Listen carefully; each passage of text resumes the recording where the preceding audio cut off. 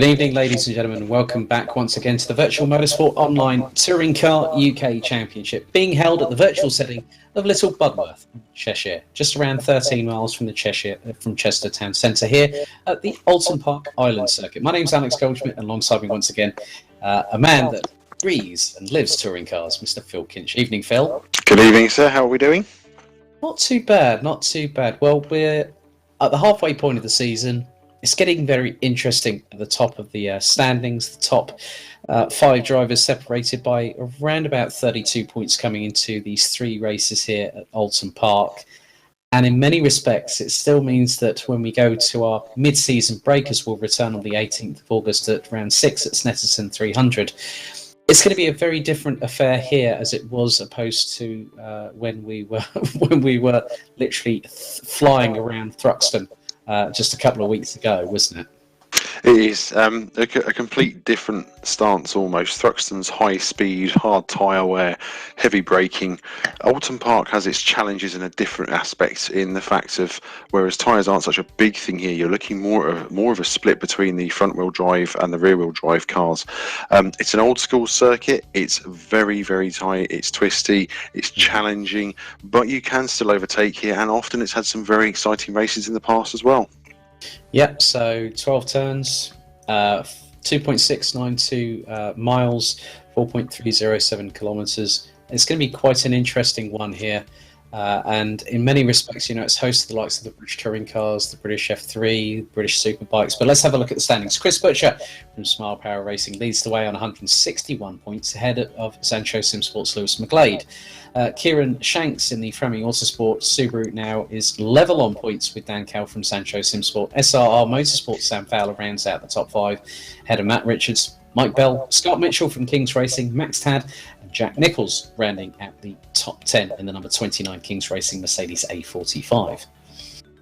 And also heading a little bit further down that particular order, you've got Matthew Clipp, Ben Willis, Phil Morby, Scott Sovic, Ben Hamlet, Ben Brown, and Alexander van der Vude rounding out the top 17 positions. Lorenzo Turi, who's made a one-off appearance at Silverstone National, is 18th, ahead of Costas Avram and Toby Davis.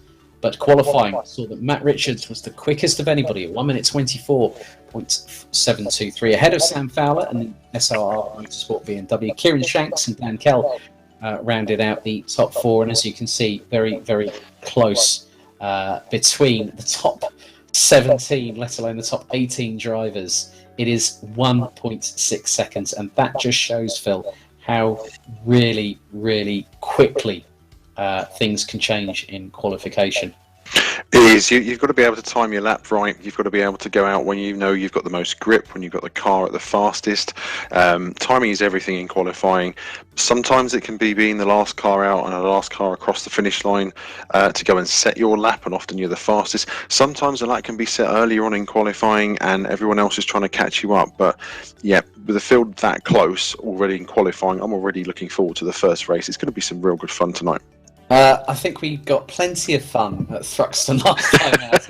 The ante is going to be upped. I mean, especially when you go through from Cascades down to Island Bend. I mean, that's going to be very, very tricky, especially if you get 3 wide going into the braking zone. And as we have seen before, Phil, 3 into 1 necessarily doesn't really go, does it? It doesn't work, unfortunately. It looks great, it looks really exciting, but it doesn't work. And again, Oulton Park with its narrow track, as I was saying, with an old school type of circuit, it's very narrow. Passing can take place here, especially on the island version of the circuit that they're using with a hairpin. But yeah, here's the starting grid, Alex. Okay, as a result of some penalties actually handed out, Matt Richards will start on the inside of row 2 as Sam Fowler takes pole. Provisional pole ahead of Kieran Shanks. And you've got Chris Butcher and Toby Davis. Now, Davis was strong over the last couple of rounds. He's now put at P6. Scott Sovic returns to Smile Power Racing after a couple of rounds' absence in the 55. He'll have Costas Avram alongside Lewis McGlade and Aidan Millward. Now, Millward's had a good run. Obviously, he's had a bit of trials and tribulations this season. He's ahead of Daniel Slattery and Ben Willis from Rage and Drake Racing, respectively.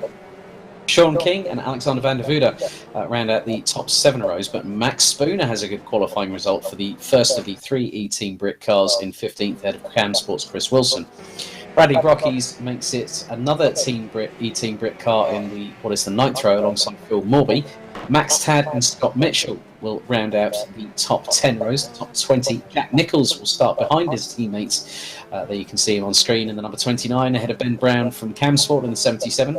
And it's Canaan Casual Apex's Daniel Hyde, Sandro Ballesteros, Mike Bell starting all the way from 25th, and Tom Edmonds, who finished as a winner of one of our races last time out, I think has been demoted to the back of the grid. So in many respects, that is quite a change, but we have seen that the Subaru Levorg is medium tyres, not the hard tyres that were specified originally in the official documentation of the Virtual Motorsport Online Touring Car UK Championship. Zansho Simsport lead by just 4 points in the team standings coming into this 3-race encounter. 16 laps in total per race here at Oulton Park. So really going to be very, very interesting here, Phil. And I think with the way that Kieran Shanks has been throwing the Subaru cat amongst the pigeons, we could see another one happen tonight, maybe not just from him, but also maybe from Tom Edmonds. Yeah, he's definitely my man to watch. Kieran Shanks seems to pull off a surprise. He's well placed in the championship within the top 5. The Subaru carries the weight well, and on a circuit that favours rear-wheel drive, I would say he's one to keep an eye on tonight. Okay, so there on your screens you've got Fowler, Shanks, Richard, Cal, Butcher, and behind Butcher you've got Scott Sovic just out of shot there. But we are ready to go racing here at Oulton Park for the first of 3 races. Well, we get to the halfway point of the 2020 Virtual Motorsport Online Touring Car UK Championship. BMW versus Subaru on the front row. 2 Fords behind, and then you've got 2 Vauxhalls, and then a Vauxhall and an MG. That's a bit of a diverse top 4 rows, if ever you would ask me on that. I think we're just waiting for everyone to be in station, ready to go here. As it looks like we've got one person missing. That is Bradley Brockies.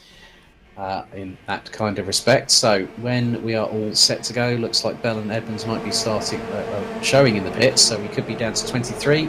Yellow in sector 1. We are off and away here at Oulton Park as it is a run down to Old Hall for the first time, and up the inside stays the pole sitter for the moment. Oh, as Shanks runs very, very wide, and there's been a couple of bollards going thrown adrift, and Richards really has capitalised on, I think, the misjudgment there initially of Kieran Shanks, as right down at the back end of the order, as you can see down at the bottom of your screen, Phil Morby has got another yellow in sector 1. We've had 2 respectively. So already, as they go through Island Bend, through Britons, down towards Hilltop and then Hislops and Knickerbrook, Phil, this is exactly what was going to happen, and Phil Morby looks to be in the trenches. Jack Nichols runs wide, and good showing by Sam Fowler to get the march on Shanks very early on. He has indeed. He's done really well to get the BMW off the line. Again, another rear-wheel drive car. Shanks is keeping with them, but already Richards has his intent very clear. He's looking to see if he can get past the Subaru, say, come into Druids.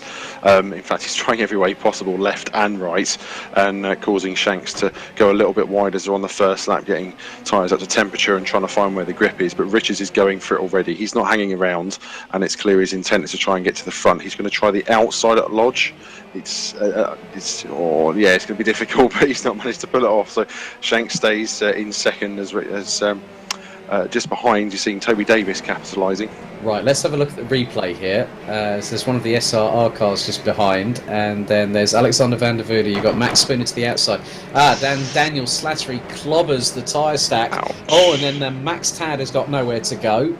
It's a 68 Camsport entry, Chris Wilson, that also gets compromised.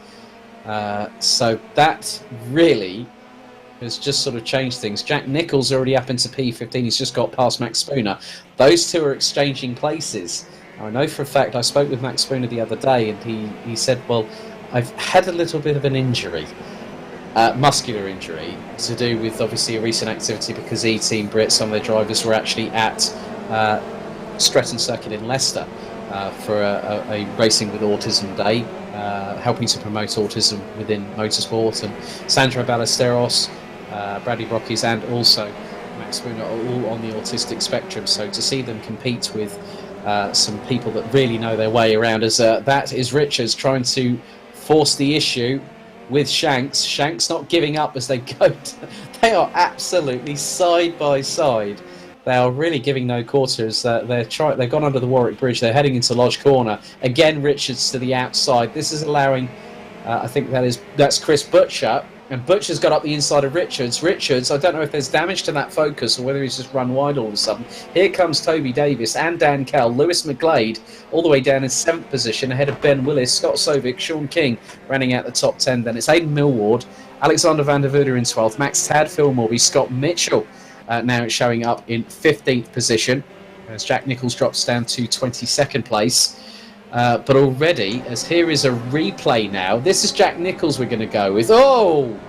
Now, that is not what you want. A Mercedes going sideways and the front bumper hits the barrier there, Phil. Yeah, it's not exactly what you want. Drury's is a very fast corner, and it can be very easy just to get it slightly offline, and unfortunately Jack's just caught a wheel and slid off. It's good that he's managed to get himself back on, though. That's going to hurt for a little bit during this first race. However, we can see Chris Butcher is definitely making up some space. We've got another replay. Oh, has Jack managed to get on in one go? No! Oh, unfortunately not, no. That was Chris Wilson in the trenches, completely unsighted. Nicholls tried to rejoin, and then all of a sudden Chris Wilson has had absolutely nowhere to go, and bam, straight into the side. That's thank goodness this is sim racing, not a real life grid, because that would have been one heck of a whack. But now you can see how much Toby Davis. Now Davis is looking for a bit of resurgence here after what happened over the last couple of rounds at both Silverstone National and then also here at Thruxton last time out, as Kieran Shanks sets the fastest lap of the race. He's just put in a 1:25.0. It's gone purple in sectors 1 and 3, and he was over 4.4 tenths of a second quicker than Sam Fowler on that last lap. But here is Richards still trying to keep another yellow sector in sector number 3. Bit of a lock up there for Davis. That's Dan Kell just behind, and Lewis McGlade. And again, Phil, we saw this at Thruxton, the numbers game starting to play in Zancho Simsport's favour, because I look at where Chris Butcher is. The nearest Smile Power Racing car is down in 9th, and that's Scott Sovic. Yeah, Samso Simsport, put my tongue in gear, apologies. Get your worms out right, come on. That's it. I'll put the full teeth back in, we'll try again.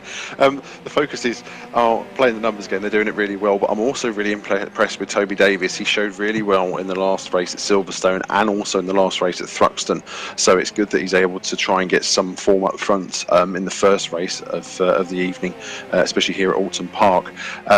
Again, seeing Richards falling back a bit is also seems to be Constantino up. Actually, is but no, there's contact there going into Lodge again.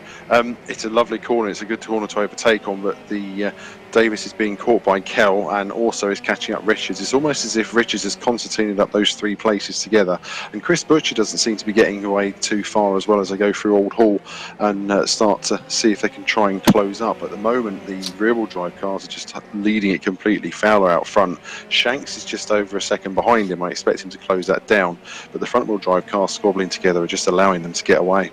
I think in many respects, Phil, you look at it from a team's perspective, because Smile Power Racing's trio, they've got Butcher in 3rd, Sovic in 9th place, and then you've got Mike Bell all the way down in 16th. Now, Mike Bell, granted, he actually started from the back part of the field, whereas at the moment, so looks like there was a disqualification for Bradley Brockies before we even got started, so that's one of the E-Team Brit drivers out of the race.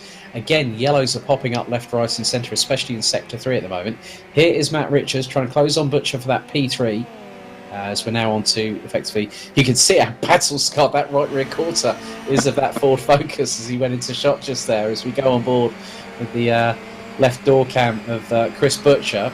And this is one of the great things about having all these different angles to play with. You can really see how hard these drivers are pushing. Big lock up there from Butcher, as that puts a bit of an 11s there on the Vauxhall Astra.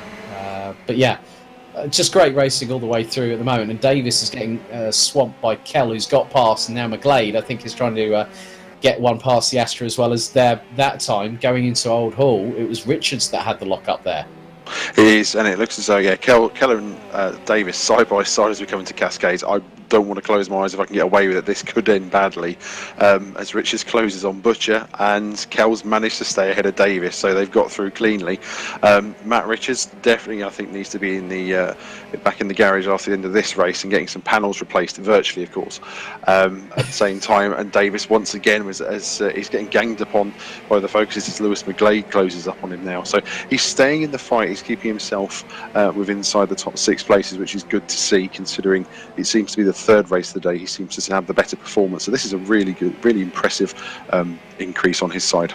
I think in many respects also, when you look at the driver's standings coming into round 5, you know, Chris Butcher had a massive lead over Lewis McGlade as we go on board the roof cam with Dan Kell, currently 4th in the standings on 136 points, and he's level with Kieran Shanks, who could really, I think, if the way things stand, McGlade in 7th, Shanks in 2nd, that is going to change second position in the standings, but Chris Butcher, I think, will have a little bit of a distance between himself and Shanks in that sort of regard. I mean, Dan Kell could really fire himself into the top 3, as he's now running P5, so he's 2 positions ahead of his Sancho Simsport teammate. Yellows again in Sector 3. It just seems to be that when they go through Hislop, Knickerbrook, Clayhill, Druids, and under the Warwick Bridge, there's bit sideways there. Good correction there by Toby Davis, trying to chase down Dan Kell for P5, and at the moment the top 20 is as thus: Fowler, Shanks, Butcher, Richards, Kell, Davis, McGlade, Willis, Sovic, Tad, Van der Vude, Mitchell up to P12 now for Kings Racing. Bell, Morby, Brown, King, Edmonds, Spooner, Millward, and Dan Hyde. That rounds out the top 20, and the 21st is Jack Nicholls. Yeah, again, Island Hairpin closing everybody up, but it does seem to be, like you say, the last section of the lap when they're running from Druids through to Lodge and then up through the Elite to complete the lap seems to be where we're getting people going wide, either at Druids or at Lodge itself. In fact, we've got a replay here. That's Slattery again. Yeah. MG. Is off at. That's off at Druids again. And that catching the tyre barrier. That was an even bigger impact than what Jack Nicholls had, and as a result of that, you see Jack Nicholls actually going through the shot. Here's Matt Richards trying to hustle. Again, this numbers game. It's Richards and Kell that are trying to force the issue with Butcher, and that's given Richards P3. That's going to give Kell P4 as they go through into Old Hall. Wow, that was absolutely brilliant. But then look at behind. Chris Butcher is leading. That was actually Druids. My apologies. Through Lodge Corner. But in many respects, that just shows the power of 3 cars working together as one. They want to get their drivers up as far the order as possible, but then it's about trying to mitigate circumstances, because Smile Power Racing are losing out big time in the team standings. With the way things are as we've gone past halfway in this 15-lap race here at Oulton Park. It was some impressive overtaking. I almost want to say it was some old-fashioned NASCAR bump drafting as they held Butcher out on the outside, and he's lost a few places. He's now down to 7th position as Lewis McGlade. He seems to be the only one that doesn't seem to be making his way forward. Lewis McGlade seems to have been stuck behind Toby Davis so far, despite Toby losing a few places and also Chris losing places on that last lap as well. But yeah, definitely the numbers game. Impressive stuff from the 3 Ford Focuses. I'm put my teeth into contact between McGlade and Davis there, and Davis, I don't think that was his doing. I think he was trying to get around. I think he was just trying to get past McGlade, and McGlade, I think, just turned him around, and that has dropped Toby Davis possibly out of the top 15. Well, that might be the case, because you've got King and Edmonds closing up on him like absolutely nobody's business. So what was really a strong performance again for Toby Davis, and I'm not too sure what happened. Let's have a look at this replay. So Davis has got the inside line, and he's trying to go through. Now, it's a tough one to call there, Phil. It is. It is a very tough one. Knickerbrook is very, very tight and twisty, as we know. 2 cars side by side never ends well, and unfortunately it's ended badly for Davis on this occasion. Well, Scott Mitchell now really making some headway here at Oulton Park. He's got up into P11 as Phil Morby from Morby Motorsport in the number 14 Subaru Levorg GT gets deposed by the Mercedes. Number 22. There's Ben Willis. Now he has capitalised as a result of all the carnage in front. So he is now ahead of McGlade, and that is Scott Sovic. So now there is another Smile Power Racing car in the mix. Here's a replay. Here's a better angle. This is a much better angle. So Davis is trying to close off the line. Yeah, that's... And there's tap from McGlade, really. Well, you He's can 2 see into 1 and McGlade's trying to McGlade turn isn't in. fully passed. Yeah, McGlade's trying to turn in, and Davis has got half a car length. He's got half his car in front. So effectively, he had the racing line. But that's one for the race stewards to actually decide on that one. But Ben Willis, he's been showing some good pace this season. I mean, he actually took a win at round the race 3 at the opener at Donington, but it hasn't come at a better time as to now. Again, another yellow in Sector 3. But Ben Willis now up into P6, and he's done a really, really good job so far. He's closing up hand over fist over Chris Butcher. Now, I'm sort of like looking at this from a guesstimate perspective here, Phil, that when you look at it, that Chris Butcher was leading by quite a considerable margin. Lewis McGlade is down in 7th. Kieran Shanks is 2nd. I think, and then you got Kell in 4th. Fowler is leading, so Fowler could really sort of spring up the order a little bit here and possibly go into the top 3. But that's dependent on what happens. And let's look at it this way, that Sam Fowler was only 7 points behind both Shanks and Kell coming into this first race. That's right. I mean, for Butcher, it's almost like a rearguard action. He's having to play both on track and also in the points game as well. Damage limitation is the aim of the game, I think, at the moment, as we're seeing the rear-wheel drive cars just dominating up front. Shanks is caught to Fowler. Hot battle on for the lead as the two of them are. Well, it's very clear how close they are apart, despite what the timings say. And with Ben Willis making his way up the order, despite some contact from some others as well. The rear-wheel drives are really putting it to the front-wheel drive cars on this one. But yeah, for Butcher, he's playing a damage limitation game. It's the only really thing he can do. He's not at the front. He's not able to capitalise on leading the race.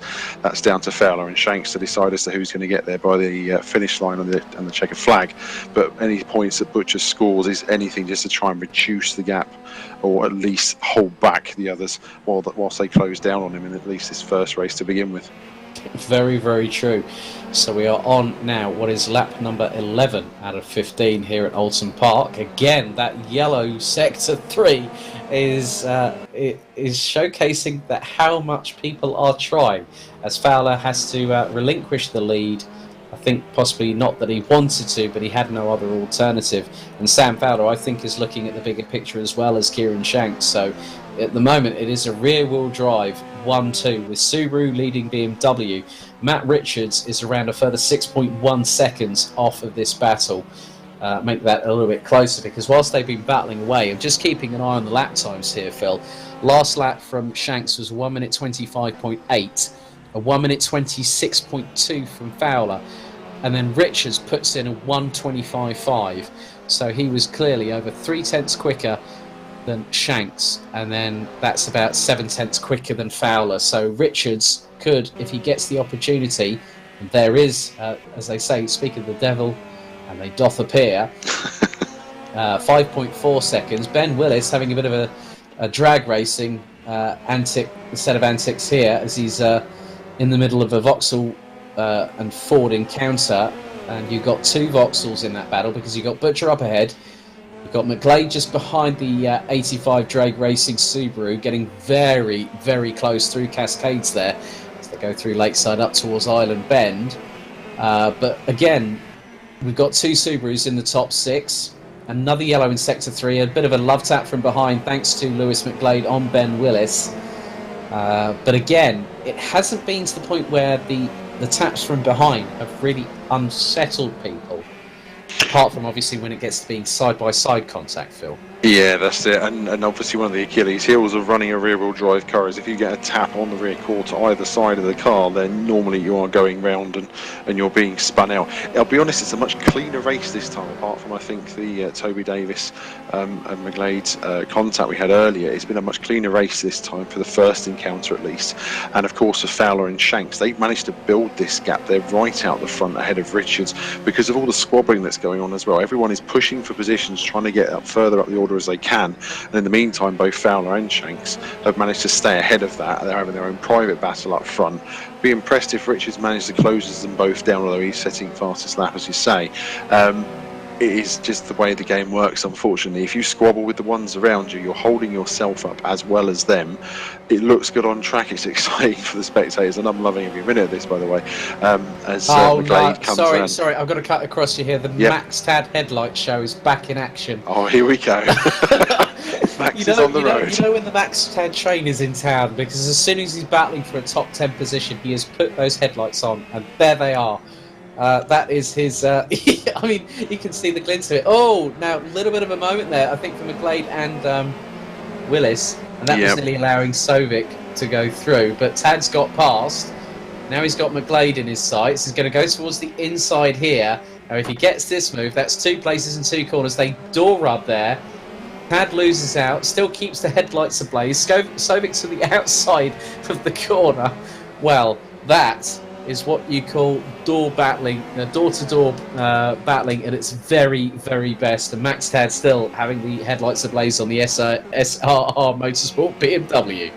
Brilliant stuff, and it was really clean as well. That was good to see. They're keeping it side by side, door handle to door handle, and not taking each other off. It's the way to do it.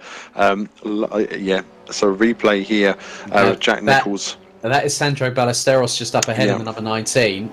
So let's see what happens here. Now, Sandro is one of the youngest on the field. They go through the left at Cascades. Ballesteros runs. Oh no! Back end steps out for Nicholls. So I think he had a bit of that was a bit of a tank slapper. So that was unwanted front wheel drive oversteer, quite literally. Yep. But he managed to recover, and that puts Nicholls down in 23rd position. But meanwhile, Max Tad with headlights ablaze unceremoniously on that BMW 125 IM Sports, trying to chase down Lewis McGlade as they go through Island Bend, and they'll head through Britons, and that's a great run. A great run from Tad in the number 35, and he's going to get him done by his lops, and he's done it already. That's brilliant work, and you can just see that I think that Tad just had the run. And as you said, the rear-wheel drive cars really coming alive here in race 1 as we are fast approaching. That's quite quick how this race has gone so far, Phil. It's literally it's like a flash in the pan. It's done, dusted. We're there already? Wow. I'm still catching my breath. Yeah, brilliant stuff from Tad. He's putting McGlade went wide coming out of Island Hairpin, which gave him the opportunity. He was able to get the power down really early and use the rear-wheel drive advantage of the BMW, and it's got him ahead, although McGlade is right with him, as is Sovic as well, so I don't think this is done just yet. However, Tad's with the headlights on, it's great to see him, at all action. And really making progress. I think he's going to try, if he can. It's a big gap, as he's gone wide actually coming out of Old Hall, so that's not going to help his case too much. If he can get close to Ben Willis, I'll be impressed. However, behind him now, that's left Lewis McGlade and Scott Sovic fighting each other for 8th place, and a very close battle there. In fact, I see a move, or suspect a move, coming into the Island Hairpin. Sovic on the outside, McGlade defending. This didn't work out well for him too well last time, but McGlade's defended the inside, which is the best way to do it, keeping Sovic on the outside as well. Also going to give him the inside run on the way down to Hislops, and we'll see. Actually, this is going to be quite close how this is going to work. Yeah, Sovic has taken the sensible line and just slid back into position behind, which is the best way to do it. Side by side, as we've seen already, it doesn't work, although McGlade goes a little bit wide out of Knickerbrook on the run up to Clay Hill. In the meantime, at the front, Sam Fowler's got back in front of Kieran Shanks despite his race-long pressure. And I think we're on for the race win. Yep, so it looks like we're going to now be on the final lap here at Oulton Park for race 1 of 3. No, it's the checkered flag. Fowler's taking the win. Shanks takes second. Matt Richards will come across the line in P3, so that will keep his championship hopes well and truly helped in many respects. Looks like Dan Kell will make sure that it's a Zancho Simsport 3-4. Chris Butcher takes P5 ahead of Ben Willis, Max Tad, Lewis McGlade, Scott Sovic, and Mike Bell rounds out the top 10. There is McGlade. Scott Mitchell in the number 22 Kings Racing Mercedes will round out the top 11 ahead of Phil Morby in the Morby Motorsport number 14 Subaru. Ben Brown will be the highest of the Cam Sport drivers in this particular encounter in the 77. Toby Davis will round out the top 14 ahead of Aidan Millward, who started in the top 10, finished P15 ahead of the leading E-Team Brit entry of the number 63 of Max Spooner. There is Chris Wilson, who's just behind Sandro Ballesteros. Actually, Jack Nichols is a DNF for this particular race. Tom Edmonds would be behind Alexander van der Voorde in 18th and 17th respectively, ahead of Sean King, Daniel Hyde, Sandro Ballesteros, Chris Wilson, Jack Nichols. Kostas Avram would be classified in 24th ahead of Daniel Slattery, who DNF'd after 5 laps and a disqualification for Bradley Brockies. But a first race here, and Sam Fowler really has sort of said, well, I know the fact that Chris Butcher, Lewis McGlade and Kieran Shanks want all the glory for themselves, but I want a piece of that pie and I'm going to take it right now. And he's done a really impressive job even to stake that claim. Lights to flag. It's not often you can pull that one off at Oulton Park.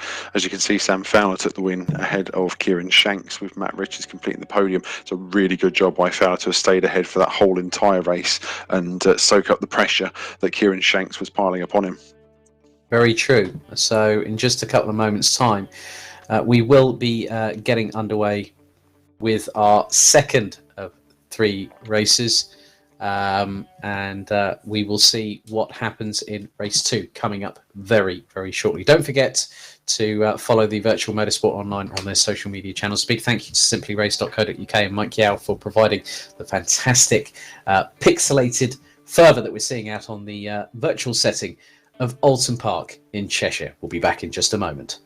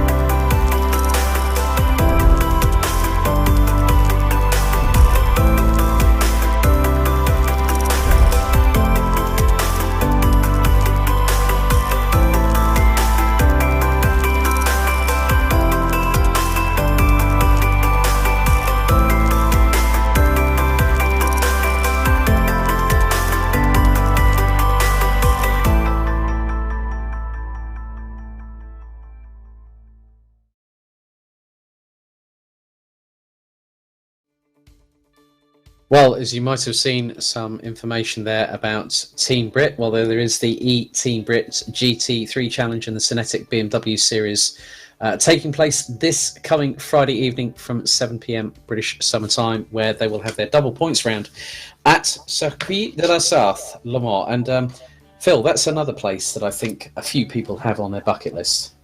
Oh, definitely, yeah. Le Mans is one to pay a visit to. I think you just to either experience the race week itself, which for me makes it unique in that way that you've got a 24-hour race that demands an entire week almost of activity to build up with it. And I'll be honest, in the Kinch household, it's a tradition to sit and watch qualifying live on Wednesday and Thursday, and then watch all the build-up and various support series for Le Mans. In fact, one member of the family will watch the entire race live and then sleep for 3 days afterwards. I won't name who. But yes, definitely, if you can get to Le Mans. I haven't been myself. One day I'd like to. I've known people that have, and the experiences they speak of is just completely mind-blowing at times. It's one definitely to do. Yeah, so it will be a double points round for those Team Brit GT3 Challenge and Cinetic BMW Series drivers, as we're waiting for warm-up to be completed, which is about 4 minutes' time. We'll get underway with race 2 out of 3 here. So in many respects, just looking back at that first race there, Phil, there was a lot of great racing, but there were some incidents that really could have been avoided, I think is probably the term I will use there. Yeah, definitely. I mean, the Davis McGlade incident is the one that stands out for me, really. It looked as though it was a very opportunist move. Davis was already on the inside of the Knickerbrook chicane, and McGlade wasn't alongside, really. He was half a car length with him, so it wasn't really on. But if you're not going for a gap, as a famous racing driver once said, you're not racing, you're not pushing for the win. So I can see both sides of it, but it wasn't really on, and unfortunately it curtailed what was turning out to be a really good race for Davis. As we said before, race 3 seems to have been his strong point in the last 2 events, whereas race 1 was looking really good, and he was inside the top 6 despite some previous contact. So hopefully he can surprise us and wow us and try and make some progress back up the order for race 2 in order to see how that will work out for race 3.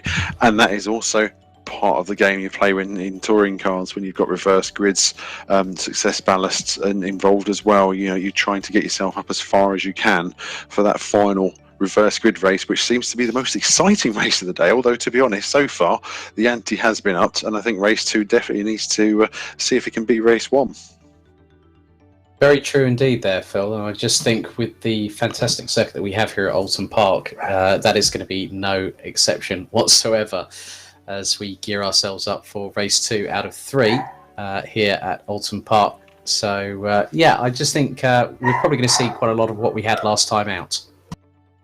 Definitely. It's going to be some good fun. For me, already, the rear-wheel drive, front-wheel drive split is more obvious than it has been in my last 2 encounters at Silverstone and at Thruxton, and it's not surprising. It's something historically Oulton Park is very good at showing, especially with Fowler and Shanks being just running away at the front of the race as they did, and leaving behind the likes of Butcher and Richards to begin with, just squabbling for the last podium place and holding themselves up. So the aim of the game, I think, is if you can try and beat those rear-wheel drive cars off the line, which will be an impressive feat, if you can stay with them, then you've got a fighting chance at being in the top 3 and having a good result at the end. Historically, Oulton Park itself, with regards to the BTCC, has been more of a rear-wheel drive circuit in the last 5 years than it has for front-wheel drive. You've had 10 wins for rear-wheel drive cars going back the last 5 years of the series, whereas you've had 5 wins for front-wheel drives. So rear-wheel drive cars seem to be the better to be, and as Fowler showed, he was able to get the car off the line from pole, keep it in front despite soaking up all the pressure Shanks offered, and stay in front. So he's going to have to struggle with the maximum ballast for race 2, and obviously Shanks could be in a better position, and we know he's very good with the Subaru at carrying the weight and making the tyres last in a race distance as well. Yeah, completely agree there with you, Phil. It is a case that the Subaru has been the sort of the dark horse this season so far. Obviously, when Kieran Shanks came in and won 3 out of 4 races off the bounce, then picked up another 2 at Thruxton. So yeah, it's all good. I think it's just a case of how much are we going to hear from other drivers saying, "Well, that Super is pretty quick, isn't it?" You start to hear that soon. I'm waiting for the. Well, that car's really quicker than us. What's going on there? The old adage is that if you have balance of performance and if people aren't complaining about it, you aren't doing it correctly. And that's what I find covering other touring car series. And there are always people complaining of balance of performance somewhere. So again, Oulton Park favours the cars in this respect, and as the BMW and Subaru proved in race 1, it's what we would expect to see. But the front wheel drives are just as capable of being fast and being up the front, and especially, as we were saying, having the numbers game by my teeth again when I say this, Sancho Simsport. You'll get there in the end, Mr. Yeah, Finch, yeah. By the end of race 3, I should have it licked. But yeah, again, all 3 cars up the front, they are doing a really good job, and they were doing that both at Thruxton and at Silverstone as well. So Smile Power Racing were closer to the Fords in both Silverstone and Thruxton, but here at Oulton, Chris Butcher made his way forward. Scott Sovic was making really good progress to be inside the top 10 for his first race back, and Mike Bell suffering towards the lower end of the grid and proving, as I said before, Oulton Park being a narrow circuit, and it can be difficult to pass. It's not impossible. If you find it's that difficult, you're not making the progress forward. Very, very true indeed. Well, looks like they're lining up on the grid ahead of the formation lap before we go green for 15 laps. So looks like your running order will be exactly the same front row as we had for race 1. Sam Fowler from SRR Motorsport in the 27 will have Kieran Shanks alongside in the Frammy Autosport 16 Subaru. Then it is the Sancho Simsport duo of the number 4 of Matt Richards, who is currently leading the way in the E-Team Brit GT3 Challenge this coming Friday. Dan Callan, the 89 Sancho Simsport, rounds out the top four positions. Ahead of Chris Butcher, who is second in the E-Team Brit GT3 Challenge as well. He's running P5 ahead of Ben Willis from Drake Racing. Then it's Max Tad. Headlights are plenty from the SRR Motorsport 35 with Lewis McGlade alongside Scott Sovic and Mike Bell round out the top 10 for Smile Power Racing. Both Vauxhall Astras alongside. Then it's Scott Mitchell and Phil Morby, Ben Brown, Toby Davis, who will look to get up the field a bit further, pretty much to where he was last time before the incident between him and Lewis McGlade. There's Aidan Millward, Max Spooner will start from 16th, Alexander van der Voorde, Tom Edmonds, Sean King, Daniel Hyde, Sandro Ballesteros, Chris Wilson, Jack Nichols will start in 23rd ahead of Costas Avram, Daniel Slattery and Bradley Brockies here at Oulton Park. So, thoughts, Phil, ahead of this race? What can we expect, my good man? Edge of the seat, action-packed, door-to-door. Oh no, we've had that already. You've got no. Seriously, ladies and gentlemen, he has not got ahead of himself. No, I'm planning already. He can't get his false teeth in, but the action, I think there's still more to come. Oh, there is definitely, and I'll try and get the false teeth in before the end of race 2 this time. Yeah, it's going to be fun, and definitely, again, like I say, you've got rear-wheel drive cars at the front. Maximum weight ballast this time for the front row, and they're going to have to cope with that, which is going to affect their tyre wear. So for me, I'm going to look towards Ben Willis and Chris Butcher in the third row of the grid to see what surprises they can bring. They're my recommendations, but we'll see how we go as the race is about to get underway. Yes, we're all waiting for them to line up, and then we will be off and away for race 2. Out of 3 here at Oulton Park. Fantastic Cheshire-based circuit, as we should have everyone ship, shape and Bristol fashion ready to get racing for 15 laps.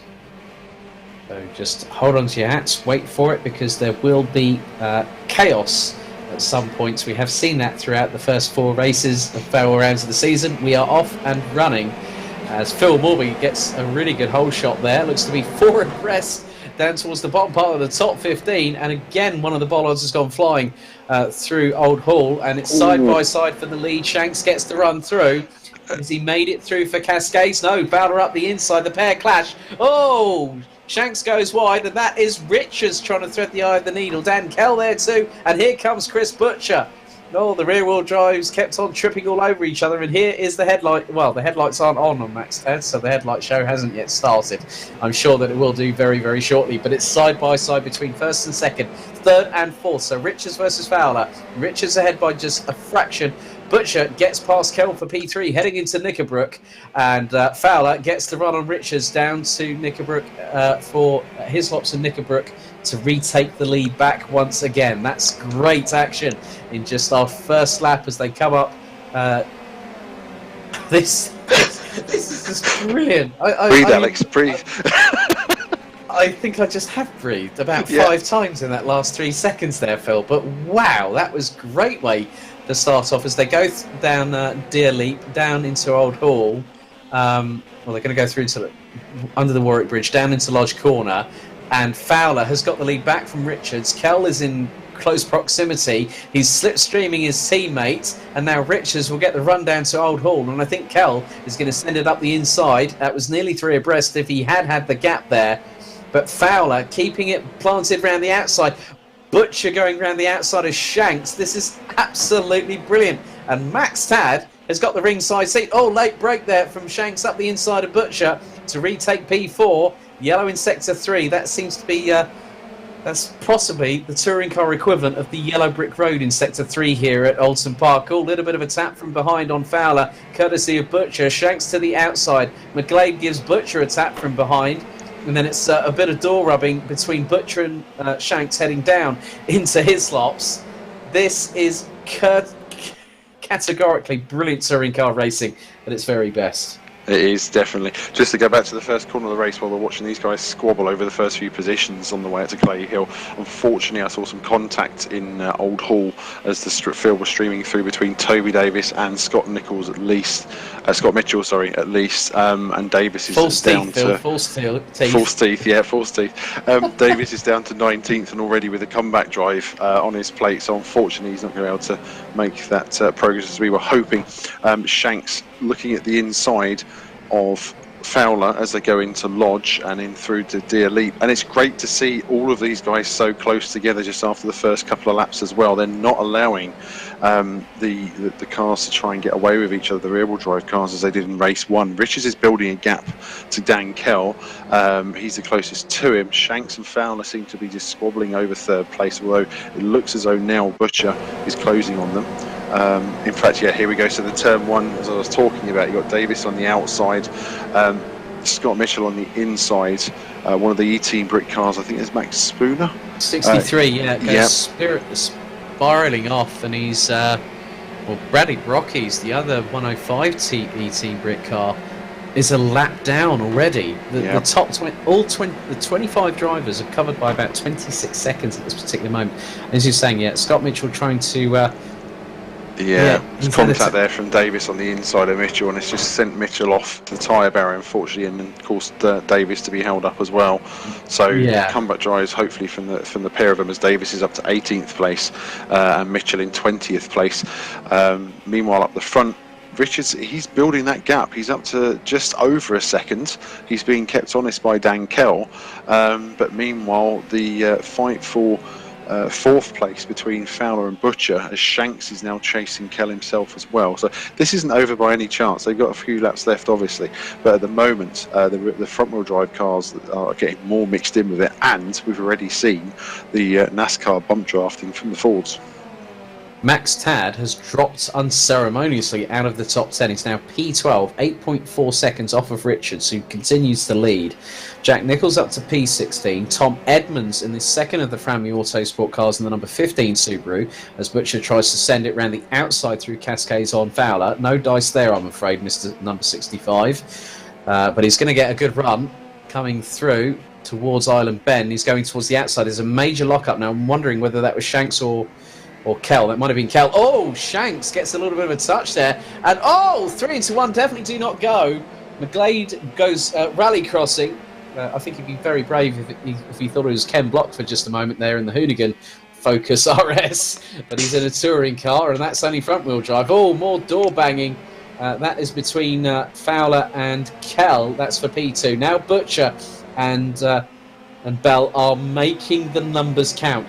Now you can see Now let's have a look at this replay. Now this is that's Mike Bell going up the inside of Max Tad. Now Tad gets the touch from Edmonds.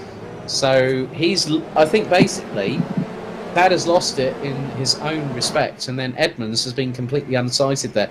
But now the numbers game is really starting to kick off. Oh, the two Sancho Simsport cars hit the barrier. They've taken each other out. Was there contact between them? Oh my goodness. I think there was contact there between them, and also potentially with one of the small power Astras as well. As Ben Willis also goes a little bit wider. It's almost as if they don't want to keep it on the grey stuff for some strange reason, which is good to see. So yeah, unfortunately that seems to have scuppered the Sanso Shims. Oh, I can't try. I'm going to go with Ford Focus. It's the T-Felt playing tonight. The blue. Just say the blue Ford Focus. The blue Ford. Yeah, I'll concentrate on the team. Sancho Simsport. That's it. Our broadcast director Mike Yao is now educating Phil King whilst we're live on air. Brilliant stuff. My homework for the holiday break is to pronounce it correctly. But yeah, they, unfortunately, the blue Fords have shot themselves in the foot with the contact there, and they've now fallen much down the order. And in the meantime, it's a complete reverse from race one, with the small power Astras moving their way up forwards as well. Right, let's have a look at the replay. Now, you see that Chris Butcher is there. Oh, he's tagged Kel. Kel's lost it, yeah. Kel has lost it, and it's taken McGlade out as well. So, I knew there was contact, but I didn't... Oh! Very close with Shanks as well. Shanks was the luckiest individual alive. He managed to thread the eye through the needle and just did... I think he did a Cole Trickle from Days of Thunder. Managed to through the middle, foot down. Yeah, foot down. Get your way past through the wrecks. But yeah, Ben Willis now still running pretty well in the Drag Racing 85. He's trying to close on Scott Sovic now, who is the second of the highest pace Smile Power Racing Astras. As now Tom Edmonds has got his headlights ablaze behind Max Tad of all people. So Edmonds is giving Max Tad a little bit of a taste of his own medicine. And there's Willis up the inside of Butcher for P6, but then Butcher takes the position back very, very quickly indeed.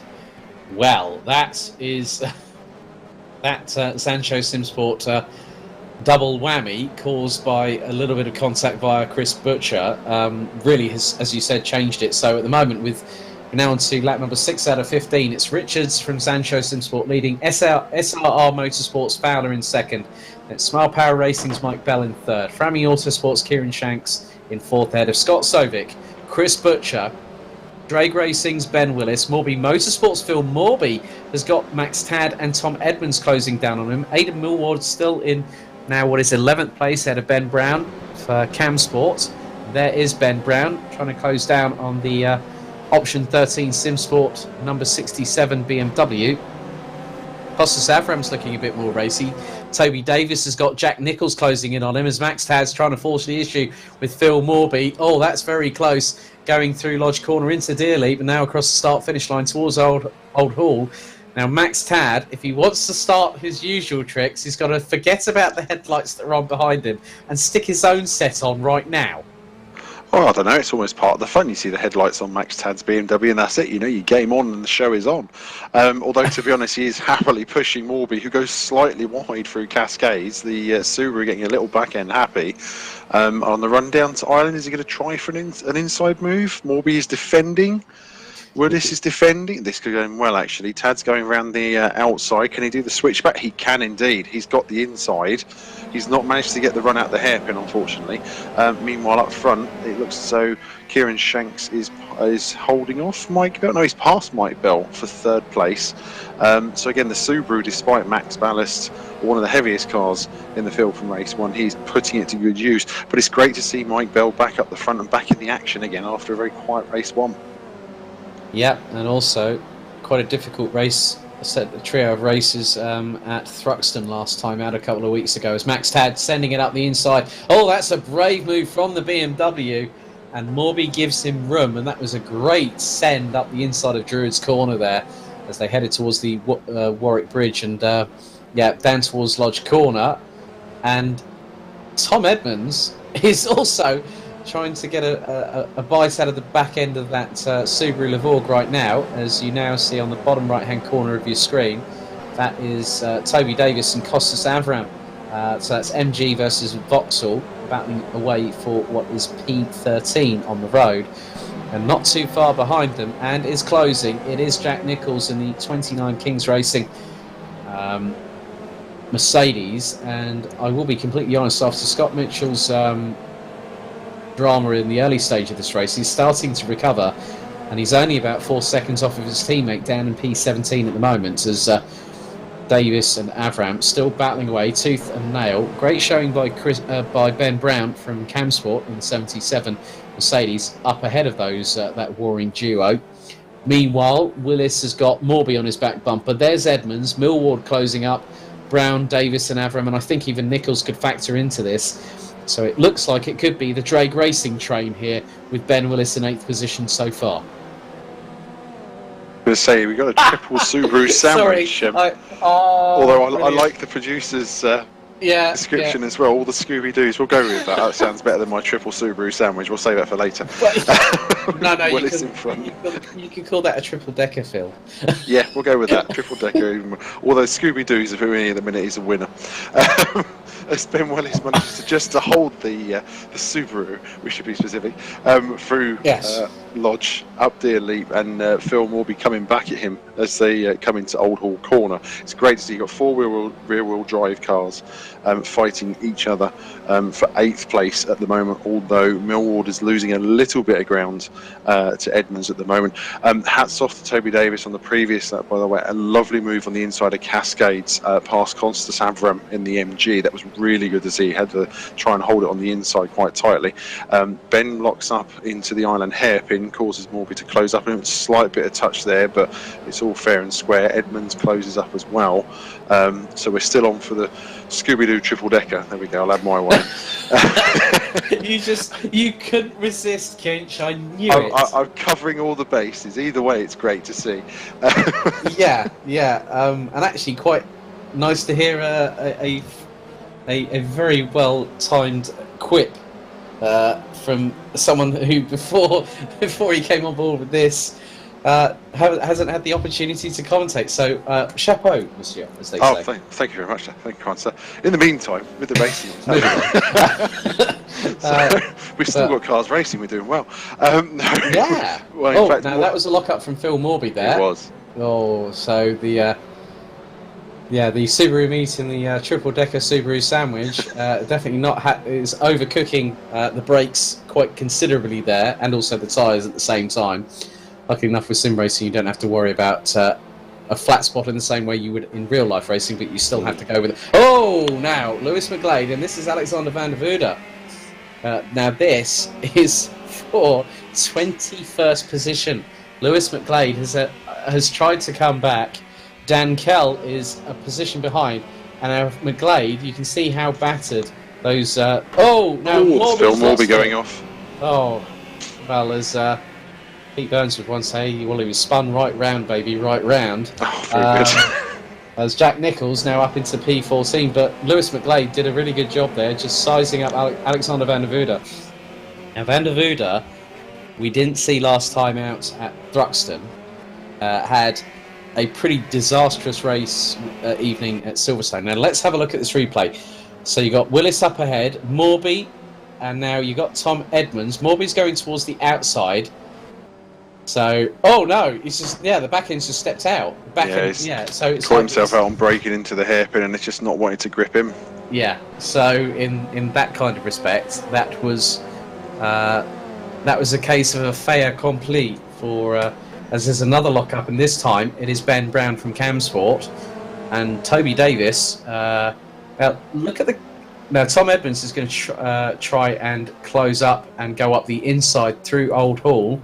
And that's a great move up the inside of Ben Willis. Max Tad now up into P7.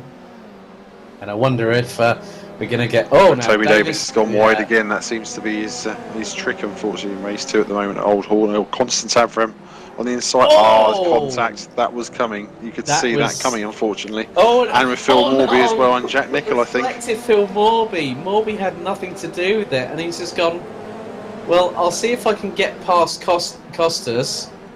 And Costas comes in, and then all of a sudden, Morby goes sideways. Nicholls goes, thank you very much. I'll have that. And now we've got the battle for what is going to be ninth position, as Tom Edmonds now has got past Ben Willis. Aidan Millward. Now, if I remember correctly, I think it was at Thruxton. He had an absolute stinker. I think it was. I think he had in one of the races the engine ripped out the front of that BMW. That was it. Right, now let's have a look at this replay. Now Toby Davis has gone rally crossing. Here comes Costas Avram. So Davis has gone wide. Avram's gone at the inside of Cascades. Bang! There's the touch on the left corner, and then Morby goes barreling in, and then Jack Nichols actually has nowhere to go on that. So Jack was just like literally an unwilling participant, but that's put him up to P14. But Davis, more surprisingly here, Phil, has stayed ahead of Costas Avram after that exchange. And I'm going to say that's impressive. Yeah. So we've had 3 retirements already. Alexander van der Voorde, Daniel Hyde, and Bradley Brockies. Brockies retired after the very first lap. Max Spooner is the last of the 23 drivers that are still circulating, as we know, on to lap number 12 out of 15. But Millward seems to have a bit better measure of the competitors up front, especially when you've got Willis, who I think really has a bit more pace in that Subaru. But the BMWs, we were expecting the BMWs were going to be strong, but then the Subarus have just come and upset the apple cart like nobody's business and went, well, we're here, we're going to have a bit of fun as well and maybe take a few points off of people. And that's what they've done. And they've done it very well as well. Like I say, Willis unfortunately looks as though he's sliding down positions as Millward is lining him up into Old Hall. So hello, it's the Davis and Constance Avram even. I'm going to put a different set of teeth in for next time. And unfortunately, Davis has caught the tyre bow coming into his lots and through Knickerbrook. So that's dropped him another couple of places. He's not having the best of races, unfortunately. Hopefully, race 3 will be a better encounter for him. Millward is really working hard on trying to get past Ben Willis. And you can see he's been keeping him very honest for the last couple of laps. Meanwhile, we've got Chris Wilson here coming into Old Hall at the start of 13, and he's holding off Lewis McGlade. In fact, I think, and there's more contact there. So McGlade is on a charge. In fact, both of the Blue Fords definitely on a charge after their slight implosion earlier in the race at Deer Leap. Reminds me of another pair of teammates who unfortunately had that, but I'll go into that after the race. That's fair enough. But in the meantime, Chris Butcher has got past Scott Sovic. Sorry to cut across you there. Oh, that's a big lock up from Lewis McGlade, and Phil Morby's going to make it 3 wide. Oh no, he's gone off. He's nearly gone off again. Phil Morby. It's not been his race, is it? He's running in the top 6 and gets a punt, and then has to try and avoid an accident and spins round, and and then he comes out of Island Bend, and the back end of the Subaru just doesn't want to grip, and that's Dan Kell trying to get past Chris Wilson there, gets the position, and Morby is trying to do a Travis Pastrana. I'm sorry, that's not going to work, I'm afraid, because the Subaru is a rear-wheel drive. I'm sorry, Phil, but they're not four-wheel drive. You can unfortunately really not. Got to watch it with that. It's great to watch, though. It's great to watch. Morby's really entertaining in this race. It's good to see. But those Blue Fords are just working their way forward in proper team style, flying formation, and it's the best way to do it. Working together, making up the places after the incident they've had earlier on. Morby on the outside of Wilson. Not sure, or no, it will work just, or there's contact either way. This will be interesting as we come into Cascades to see if they're going to go line astern. He's going to hold back, I think, and I think his next opportunity is on the run down to Lakeside to see if he can try and pass him at Island Turn. In the meantime, we've got Max Tad with Chris Sovic. Are the lights on? No, the lights aren't on, and yet Tad's in the top 10, fighting for a top 10 position. I wonder if someone's actually told him off for that, as that's completely lighting up the rear tyres by Phil Morby there in 21st position. And then up ahead, that's Scott Sovic, who's now behind teammate. And the interesting thing is how it swung a little bit in terms of the team's dynamic, is that Matt Richards is completely solo at the front of the field. Sam Fowler's trying to close. He's about 7 tenths behind, but we are on, I think, pretty much the last lap. And then you look at where the Smile Power racing cars are. You've got, this is Scott Sovic, who's ahead of Max Tad, and up ahead of him are his two teammates, Mike Bell in 4th, Chris Butcher in 5th place, as Matt Richards now really coming under the kibosh from Sam Fowler. And let's not forget that Fowler won race 1, as we look to be on the final lap, as we're getting into Hislops and then Knickerbrook for the final time here for race 2 here at Oulton Park. And through Druids, having negotiating Clay Hill, so after coming out of Knickerbrook, and they'll head down towards Druids, and this is one of the very fast parts of the circuit in terms of approaches, and they're going through at around about 80 to 90 miles an hour under the Warwick Bridge, and then the run down to Lodge Corner. The big thing is here, Phil, that this makes it a very interesting title fight now, because it looks like are we going to have the checkered flag this time? It is. So Matt Richards secures the second race victory here at Oulton Park ahead of Sam Fowler. Kieran Shanks takes a top 3 position, rounding out the rostrum in 16 Frammy Autosport car with Bell, Butcher, Sovic, Tad.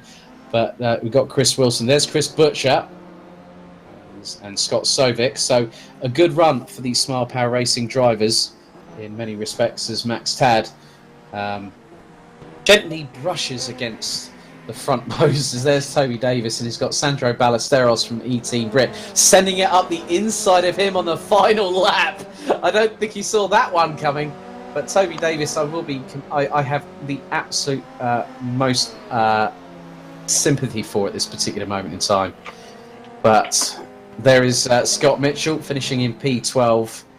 But again, Phil, another great race. So let's have a look at the results for race number 2 here at Oulton Park for round 5 of the Virtual Motorsport Online Touring Car UK Championship. It was Matt Richards from Sancho Simsport that took the win, ahead of Sam Fowler from SRR Motorsport. Kieran Shanks took P3, rounding out the rostrum. Another solid performance from the Subaru, ahead of Mike Bell, Chris Butcher and Scott Sovic, with there being 3 Smile Power Racing cars in the top 6, ahead of Max Tad. Drake Racing's Ben Willis, Aidan Millward taking 9th ahead of Ben Brown, who rounded out the top 10. Then you've also got, looks like there's been quite a few other bits and pieces, but it was Scott Mitchell, Jack Nichols, Sean King, Lewis McGlade, Dan Kell, Chris Wilson, Sandro Ballesteros getting... it looks like Daniel Slattery actually retired just before the end of the race, but that was an absolute cracker, wasn't it, Phil? Great, clean racing, and there were some incidents and accidents, weren't there? There were, and I'm gonna. If you ask me what the next race is going to be like, I'm going to predict exactly the same again. Potentially even more of a higher ante this time. But yeah, it's great racing again from the second race, and it was good to see lots of side-by-side action again. The difference to race 1 was that the front-wheel drive cars, the Vauxhalls, the Astras to begin with, they weren't allowing the Subarus and the BMW drivers to get away, and it was good close racing at the front. You had 5 or 6 cars for the first 3-4 laps at least, fighting for the lead and squabbling through until Matt Richards was able to make a breakaway and start to build a gap.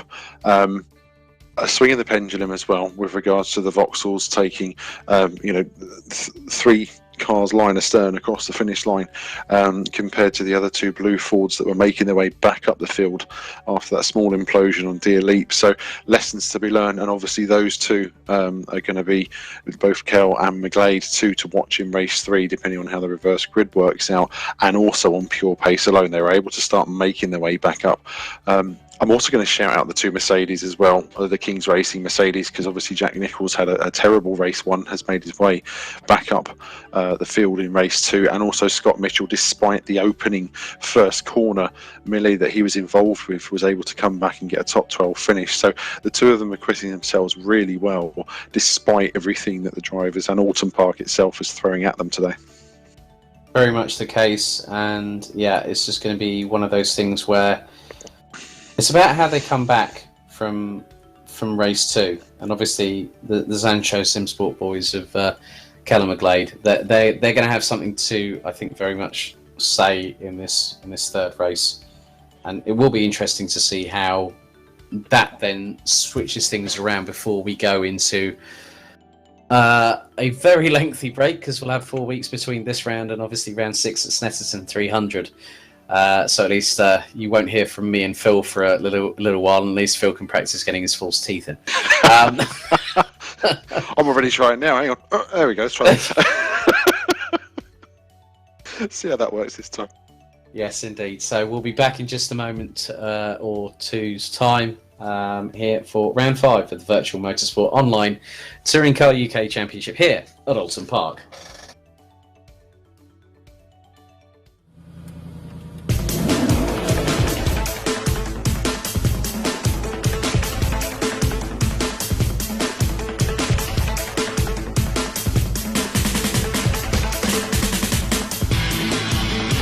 To allow us to be able to compete on a level playing field, we've had to use existing technology to create a set of hand controls that allow us to race on a level playing field. So if you imagine you're going to chicane at 150 miles an hour, our disabled drivers have to be able to go through the chicane at the same speed as the able-bodied driver. That means braking, steering, gear down, on the throttle, off the throttle, on the brake.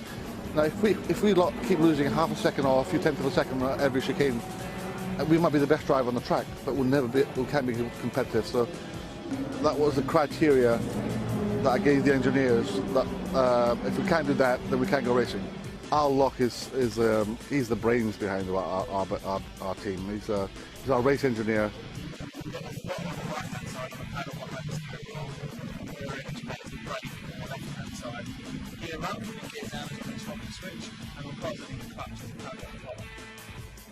I tell him what I want and how I want it. He says it's not possible, and I know it's possible because I believe in Al. The cost of the hand controls varies from about £5,000 to about £7,500. That's because we've managed to find a manufacturer in Slovenia that does all this specialist engineering.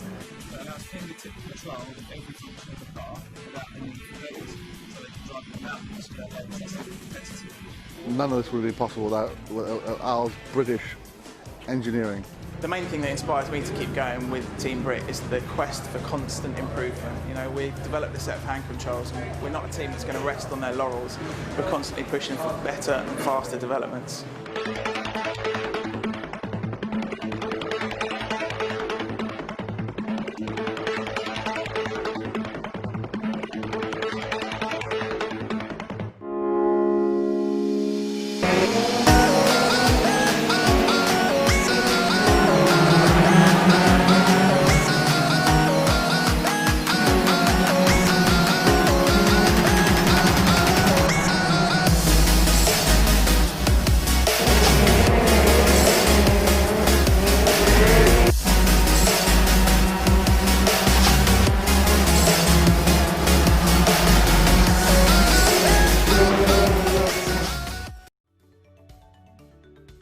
Well, some very welcome adverts through reference Team Brit, one of the most inspirational teams. I actually am working with them in some respects. I worked with them back as their original press officer when they first started out in 2015, and it's so great that they've just announced Neris Hughes as their most recent driver added to their roster, and she's been put through her paces. A big thank you also, I think, from their side to Abby Eaton and Max Coates, who have been getting Neris up to speed. And she's joining the likes of Maddie Street, Andy Tucker, and Bobby Trundley, who will be racing in Britcar this year. So, but also don't forget, if you do want to find out about any information about Simply Race, go to simplyrace.co.uk. Obviously, the Simply Race Endurance Series and the British Championships, there will be news on those in the coming weeks. Obviously, Simply Race is now back open, up and running with social distancing, reference the current situation regarding COVID-19. Very much in effect, and it's great to hear that they're back up and running as well. And a big thank you to Mike Yao for being our broadcast director this evening. But Phil, we go into our final race before a lengthy 4-week break, which means you can actually have a breather. Yeah, I think I need it. I've only had 2 races tonight. Well, I think in the words of one particular song, well, you ain't seen nothing yet. Oh, no, definitely not. But I just think in many respects, this will just really see off the first half of the season in the right way possible. But also when you think about who really will come to the fore in race 3, we've talked about Sancho Simsport with Lewis McGlade and also Dan Kell. Those are going to be 2 drivers that we really, really need to look out for. I mean, I think really it could have been a bit more of a better turn of fortunes, hopefully for King's Racing, but obviously with Mitchell and Nichols, they've not had the best run of luck. They've both been involved in incidents. Over the first 2 races, obviously Scott came back in race 2. Jack had a bit of a resurgence too, but then race 1 for him was a bit of a no-goer, and it was sort of like, well, I'm going to have to now lick my wounds and come back fighting. And I'm sure that we're going to see that from those 2 Mercedes in race 3 very, very shortly. Oh, yeah, definitely. I'm expecting a lot of comeback drives in race 3, and again with the success ballast being redistributed. They've gone again. Redistributed. There we go. It's going to be even more exciting. We've had 2 cracking races so far. Really, two brilliant races this evening, and it's been great to watch and catch my breath in between each one. I'm sitting on the edge of the seat, really enjoying this and thinking, what else can they throw at us? We've still got 1 race to go, and it's the reverse grid race. Historically, in any touring car meeting, a reverse grid race is always the most exciting one of the day, and they say the best till last. So yeah, the 2 Blue Fords I'm expecting to come back through. I'm looking at the 2 Kings Racing Mercedes, also wondering what Toby Davis can do as well. I feel he deserves some sort of high to go out on today before the end of the summer break. Like I say, Silverstone race 3, Thruxton race 3, he was really in the mix. He was looking good for a top 5 finish, and also again in race 1 today here at Oulton. So I'm hoping he can salvage at least a top 10 if it's possible. And as we've seen from the starts of the last 2 races, the run into Old Hall, down through Cascades, trying to get out of Ireland in one go, even as far around as Knickerbrook, to see if the field can stream itself out and how much contact we've had. And then we've also seen some brilliant overtaking moves into Druids, which is one of the fastest corners on the circuit, and it's not normally when you'd see overtaking take place on. So these guys are throwing everything in both of these races at each other. They're really having a go for the points and the positions to try and go out on that high before the summer break. So we are fast approaching the last part of the final warm-up session here at Oulton Park for the what's going to be the inevitable conclusion of the first half of the season. And right, that's absolutely fine. So what we're just finding out is that there will be a very, very expectant grid in terms of competition. So we're just basically there's going to be a little bit of time added to the warm-up itself. So effectively, we will wait and see how the grid will pan out for race 3 here at Oulton Park for the 2020 Virtual Motorsport Online Touring Car UK Championship with Alex Goldschmidt and Phil Kinch, your commentators. For those wondering about the rest of the calendar, the 18th of August, we head to Snetterton 300 for round 6. It's Croft on the 1st of September for round 7. Then it's up north of the border to Knockhill for round 8 on the 15th of September. Silverstone will host now I need to get my full teeth. That's it. Give him a click. That's it.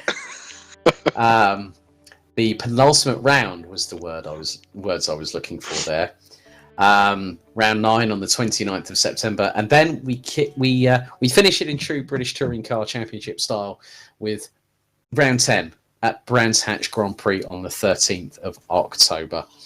But obviously, Phil, this is your first real opportunity of being in a commentary position. How do you like it in comparison with normally writing about touring cars? I'm loving it. I am honestly loving it. And no, that's not an advert for McDonald's. No, it's not. No, I promise. And their new triple-decker Scooby-Doo sandwich that may be on. Is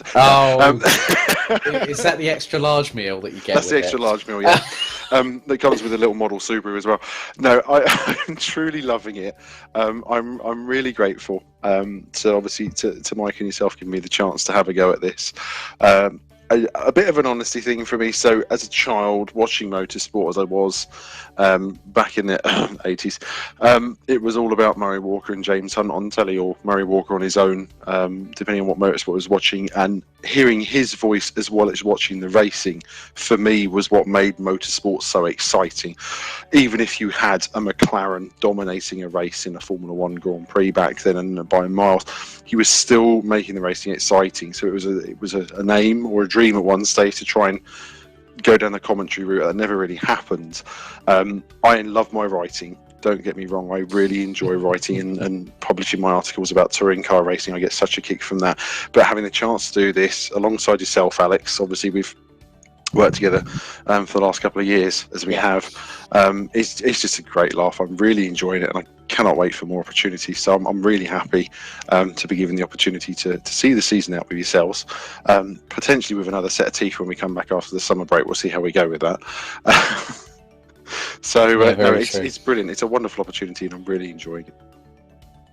Yeah, but I really do appreciate your wonderful comments there, Phil. I mean, it was a pleasure to get you on board for round two, and then you were quite nervous then, but then you've now gone into your stride, and Phil and I have been talking off air quite a bit. I mean, we're very good friends aside from the motorsport side of things. That you've got family that are watching right now as well, I believe. Is that right?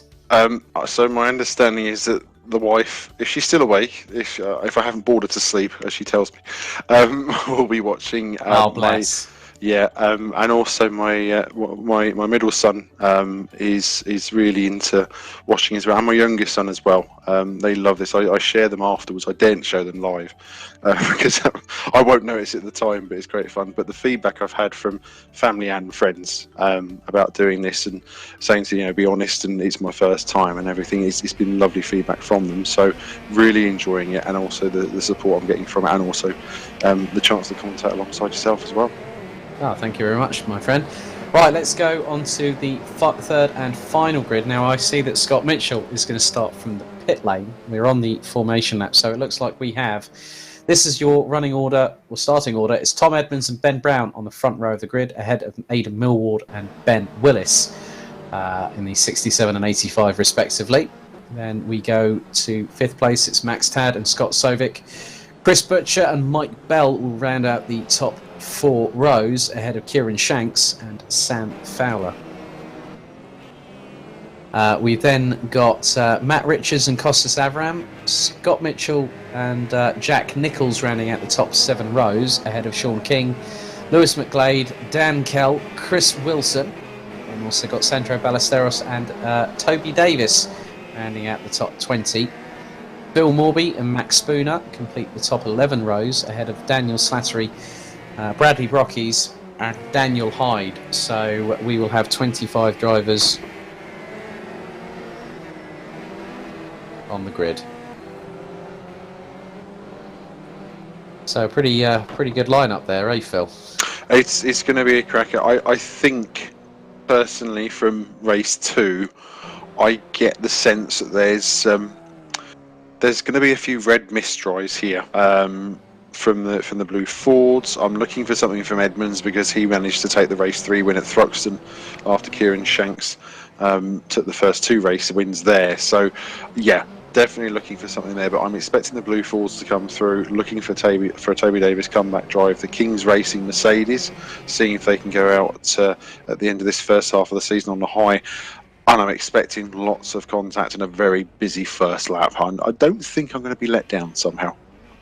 I don't think either of us will be let down in many respects. So we are waiting just for the grid to form up, and we will hopefully be speaking, if we can, to some of our top 3 post race 3 here. We don't speak to everyone as we are off and away. That's a great start from Aidan Millward. He's just done a textbook Turkington, and there is Willis around the outside as they go into Old Hall for the very first time. And there is the headlight, the headlight assassin that is Mr. Max Tad. Well, actually, that should be now Tom Edmonds, as Tad throws it around the outside.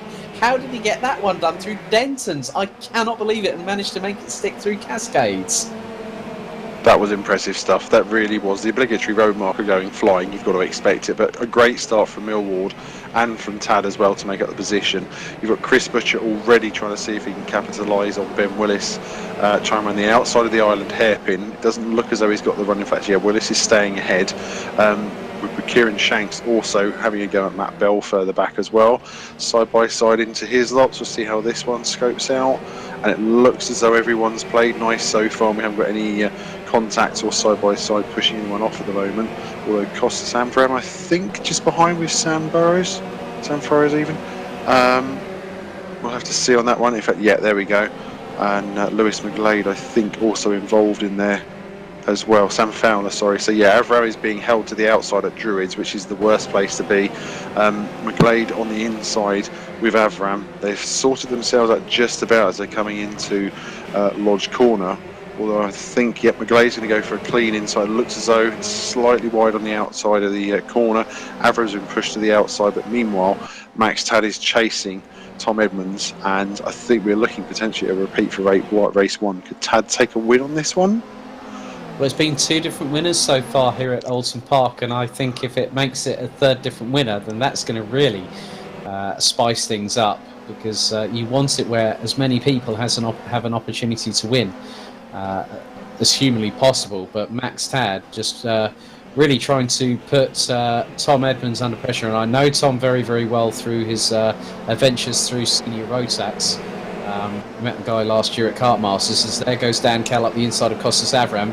Jack Nichols up into P12. So Nichols now sensing an opportunity, and we've seen it before. He's come back through the field, and then there has been either an incident that he's been involved in or an incident that is not of his making, where it puts the number 29 Kings Racing Mercedes out to dry. I mean, case in point, obviously he had the incident in race 1, didn't he, going into Druids, and he's gone 2 wheels on the grass, kicking up the dust, heading in towards Druids, but he's kept it nicely planted, and he's P13 now. So Dan Kell is ahead, and then Costas Avram has now got the headlights on ablaze. And I also notice Max Tad's got them as well. He's looking to try and get the inside of Tom Edmonds for Old Hall. In fact, can he get the inside light? He's done it.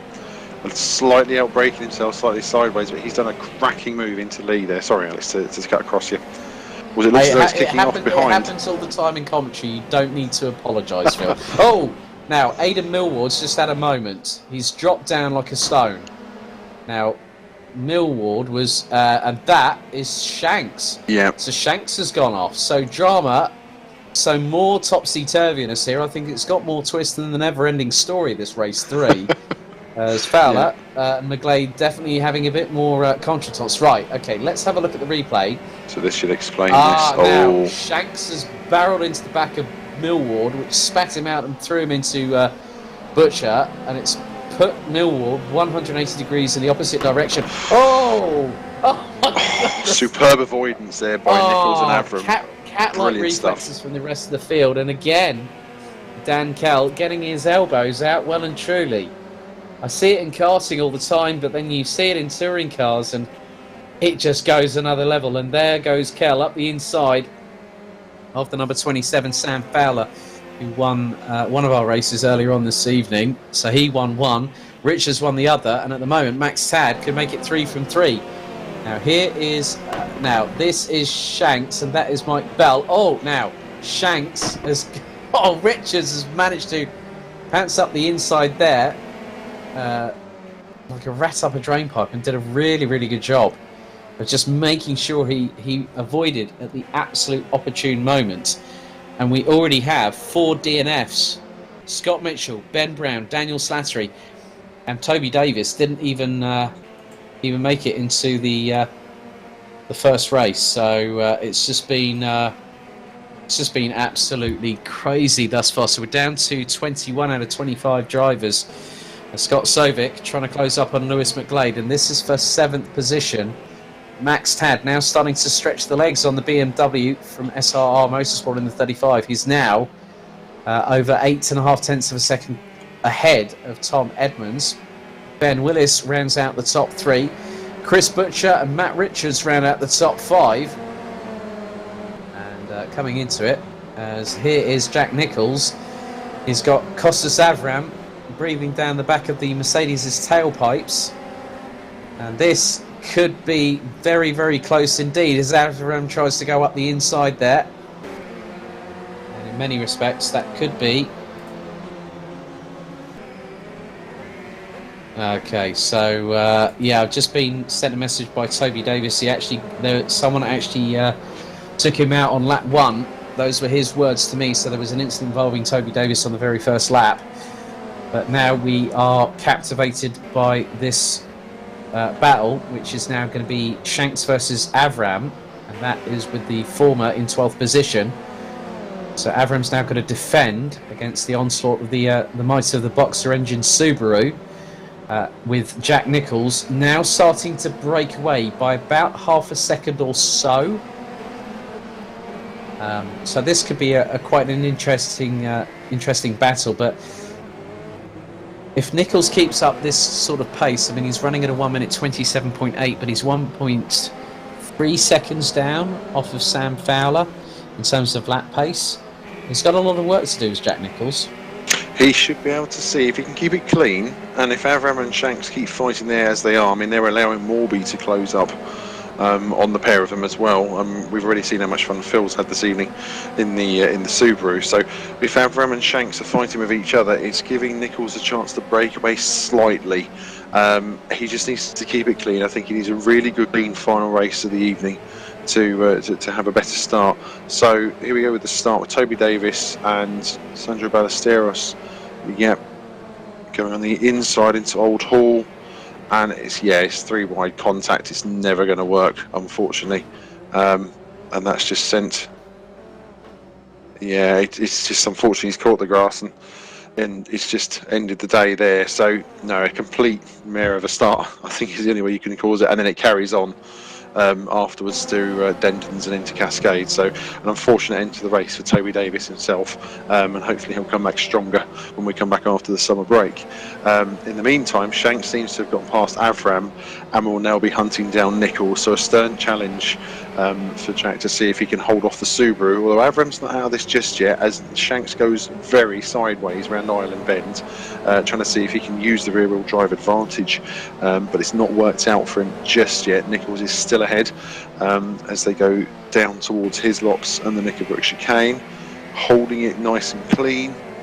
Shanks is pushing everything. That Subaru is actually almost as sideways as Phil Morby's was in the last race. So Shanks is really pushing hard to see if he can get himself back up the order. Yeah, very, very much the case, as I think this is going to just keep on going.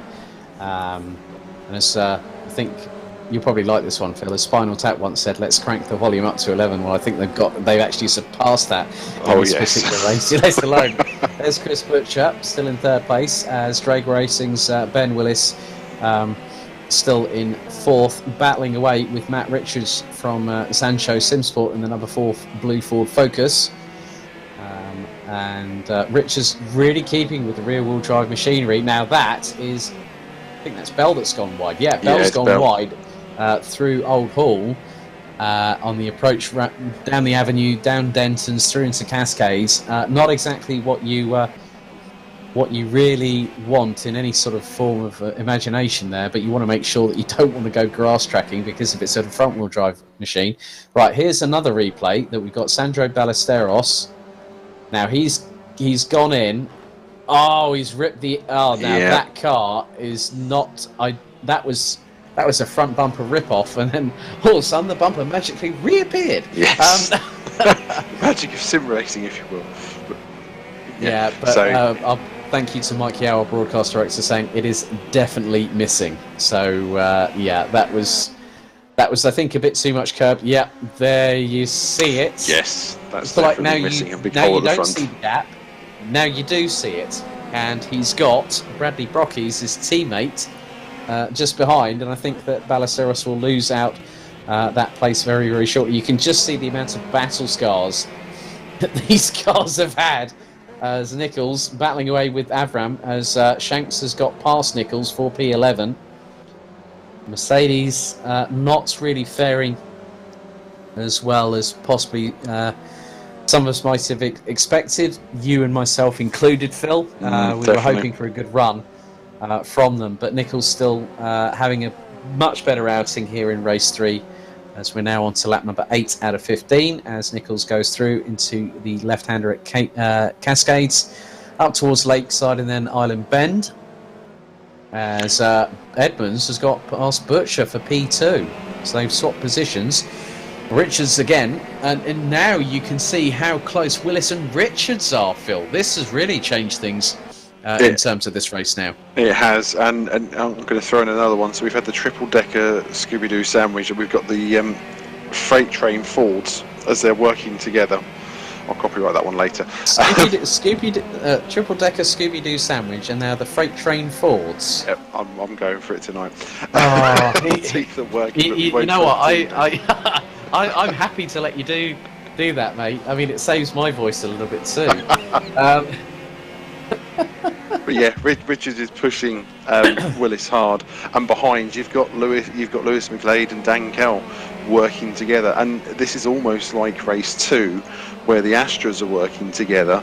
Richards now pushing Willis to see if he can grab 4th place off of him on the run to Old Hall, but you've got the Fords working together as I suspected they would be, really working together. The two of them at least, McGlade and Carroll, running line astern, not trying to pass each other, allowing the slipstream effect to just push them both along. 2 cars aerodynamically being better as one.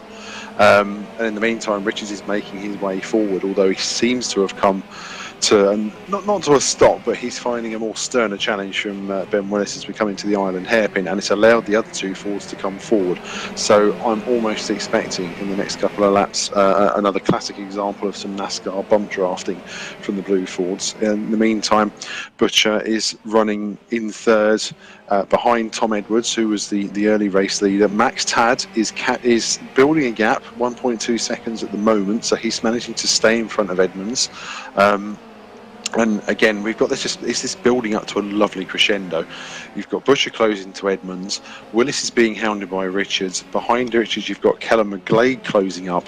And this is the top 7 running just under 4 seconds apart. You can see them almost in the same straight.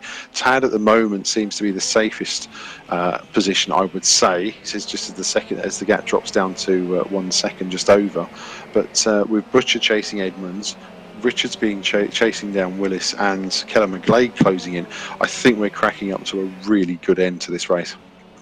Very much the case, as there was a couple of 11s there from Chris Butcher locking up going into Old Hall there, but he's still keeping 3rd. But one of the more impressive things I see here, Phil, is that on the last lap, Tom Edmonds and Chris Butcher were exactly nigh on the same lap time by just 1,000th of a second. That's how close Chris Butcher is really. And now you're getting we're getting a train of cars, and at the back of it at the moment, it is Sam Fowler, our race 1 winner from this evening, yellow in sector 1. So there has been a bit of a moment, I think, for somebody a little bit further back.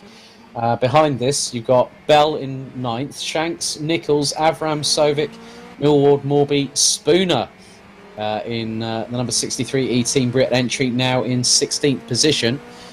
As we've also got the likes, as you can now see, those freight train Fords, they'll keep on trucking. Yeah. And 2 of them right on the back bumper of Ben Willis for what is P4. So you've got Richards and Kell, McGlade, Bell, Fowler, and then Bell and Shanks. That's the top 10.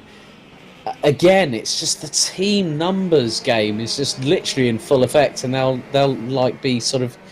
I can see via the Discord server that a long wheelbase transit made up of 3 freight train Focuses there. It works so well. It does just work so well. Tonight's been brilliant. The thing is, it's brand association, isn't it? You know, Transit, one of the most popular commercial vehicles of all time. As up the inside. That is... it's Dan Kell passing Matt Richards. I think there's a bit of tactics being played here, potentially, to try and get past Willis. I fear Willis is about to lose out to the Ford freight train. It works either way around. The 12 wheelbase Ford Transit van. If you see one of them, let us know. I'm going to make another film reference here. That Ben Willis is the Bandit, and then you got Yes. and then you got Cletus, made up of the 3 Sancho Simsport cars. It is Sorry. indeed. It is indeed. In the meantime, Kieran Shanks is managed to get past Bell and take 9th place. There you go. Kel's past Willis. Dan Kell sending it up the inside through Drewers and then makes the move pretty much completed before the Warwick Bridge. And now, if I'm honest with you here, the person that's most at risk of losing a position is Matt Richards. Look how close Sam Fowler is on the back bumper of the number 4 Ford Focus from Sancho Simsport. And you can just see now that McGlade is looking to size up Willis for up the inside through Old Hall and neatly makes the move stick. I think Ben Willis knew it was coming and decided, well, he's got the run on me. There's nothing I can do. I'm just going to move out the way, and now I can counter-attack. And he's right. He's about a couple of car lengths behind, going through Cascades and up to Lakeside as McGlade runs a little bit wide there. Indeed, if he can get the run up there to the Island Bend, in fact, he's ideally placed, although right behind has come Fowler and Richards and closed right up on him, so that's held up Willis a little bit and given McGlade a bit of free space. The Subaru's shown in previous races this evening, it's ideally placed with the rear-wheel drive to get the better drive out of the Island Bend. As we come into his lots and the Knickerbrook chicane again, Richards holding off Fowler. He's fallen back a little bit, whether that was team tactics or just genuine passing with faster cars coming through, but he's now the final forward to try and get past Ben Willis, as the other two have done, and they've been able to make a break for it and start to further close up, as we're on board with Aidan Millward in the BMW, coming up to Scott Sovic, who's had an interesting return, I think you could say. He's running currently in 13th place. Millward just running behind him to see if he can try and capitalise as Sovic goes slightly wide under the Warwick Bridge. Coming into Lodge Corner, as it looks as though that's Scott Nichols going very wide. So Sovic. He's done that again. It's Jack Nichols, and he locked up. But I'm just going to cut across you here for a second, because Max Tad and Tom Edmonds, about half a lap ago, were swapping the lead, and Tad lost a differential to about nearly half a second. So Edmonds' is leading as Millward is taking advantage of Jack Nichols running wide. And here is the battle for the lead. They are literally side by side going through the approach into Island Bend. And now we have a 4, maybe even make that a 5-way scrap for the eventual victory here. It could be 3 from 3. Or if Richards gets his way, or if Kell, it could be Edmonds, it could be Tad, it could be Butcher, it could be Kell, as we see Nichols and Millward down in the bottom right-hand corner of your screens, battling over what is 13th position with Scott Sovic just up ahead. But Tad has got the headlights ablaze, and so they were doing reverse psych jobs on each other. They've both got the headlights ablaze at the front of the field. And Tad is, I think that's his, oh no you don't sunshine sort of tactic there. And you can just see both rear-wheel drive cars starting to scrabble for traction. Kell going towards the inside of Butcher to take P3. So nice work there by Dan Kell. But Butcher sends it back up the inside through into Lodge Corner and through Deerleap. He manages to latch onto the back bumper of the Sancho Simsport Focus heading into Old Hall as Butcher gets a little bit tail happy there in the Vauxhall Astra, as that is one of the E-Team Brit cars that has just been passed. I think that is Sandro Ballesteros heading into pit lane to end his race a little bit earlier than anticipated. He's just pitted in. I think that's going to be a retirement that will put us down to 20 runners and riders. The best effort at the moment for E-Team Brit will be Max Spooner in the 63. He's actually behind Jack Nichols, as that's a great move by Fowler up the inside, just sort of doing a bit of door rubbing there with Matt Richards up the inside, up into P7. So Edmonds now has a comfortable, well, I wouldn't call it a comfortable, but a negligibly comfortable lead over Max Tad as he runs wide but keeps the throttle planted in the BMW, and Tad now will get the opportunity to get past. He does. Great job there by the number 30, by the number 89. And we haven't, there's one talking point that we've had in the first 2 races, as there is a yellow flag in Sector 3. Now, there is somebody off, and that was an E-Team Brit car, I believe. Yeah, it was. It is. So I think that might be Bradley Brockies if I'm very much mistaken. So that's put the yellows out in sector 3. We're on to the lap number 4. Well, I think, we're on to the final lap here. That's how quickly this evening has gone for the pair of us. And it's not over yet because Kel's pushing Edmonds for the lead. Oh, Kel's gone fighty all of a sudden. He's trying to do a Tyson Fury in many respects, trying to knock out his opponent and deal that overhand right to Tom Edmonds. As Tad locks up big time under the brakes going through Island Bend, and now you're going to see it's all going to explode like a mushroom cloud very, very shortly, because right behind us they go down through Hilltop down towards Hislops and Knickerbrook for the final time. Edmonds has hung on to this by the absolute skin of his teeth. Kel's trying to force the issue. Tad's up there behind him as well. Oh, this is going to get really tasty round about now. Kel runs wide. Tad gets the inside run on the Focus. And look at Chris Butcher. He's put 2 wheels on the grass as they're absolutely squabbling over the scraps. And now, up the inside, that's through Druids. Butcher back into P3 as they go under the Warwick Bridge, and it is all for themselves for the victory here at race number 3. We could get 3 from 3 if we will get 3 from 3 in terms of the race winners. But oh no, Edmonds goes wide. It's 3 abreast. Who's going to get the lead? Has Chris Butcher got it? Chris Butcher, I think, has just taken it. Oh my goodness, but he wins it. That's a grandstand finale, Phil. I never saw that coming. Now, that was a bit cheeky there, Max Tad. Don't run into the back of Dan Kell after the finish line, I'm afraid. But Chris Butcher wins race 3 here at Thruxton. I didn't know how it was going to go, and I thought someone would come a cropper there, Phil.